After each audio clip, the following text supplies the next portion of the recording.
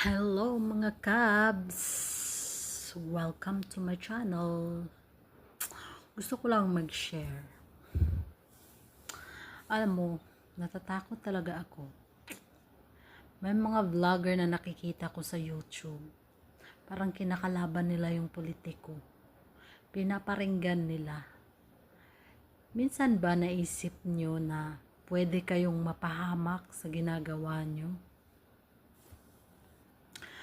Hindi naman sa nangingialam, no? Pero parang natatakot kasi ako. Ako yung natatakot para sa inyo. Minsan ba naisip nyo na pwede kayong mapahamak?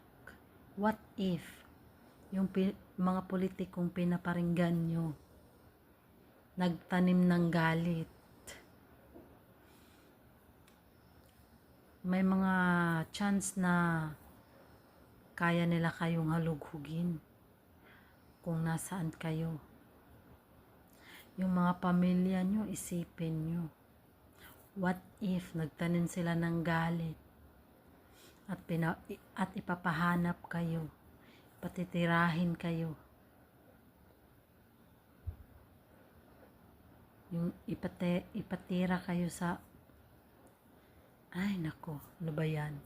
Mahirap nang magkalisod ng magtagalog. What if nagalit sila, tapos ipapahanap nila kayo sa buong mundo, tapos ipapatumba kayo? Ganun pala, hindi pala ipatitira. Ipapatumba. Parang ako yung natatakot eh. Minsan din ako manunood ng mga vlogger na about sa politika. Yung mga politiko na pinaparinggan nila.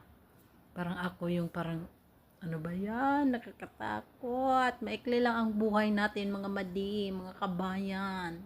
Ingatan natin. Huwag tayong gumawa ng mga bagay na pwede tayong mag-regret in the end. Okay? Huwag kayong magalit sa akin. Ito ay advice lang naman. Kahit sabihin nyo na hindi ko kailangan ng advice mo, sino ka ba sa buhay ko, okay lang. At least nasabi ko yung sa loobin ko. Na natakot talaga ako. Sayang naman ang beauty nyo. Ang ganda at ang gwapo nyo.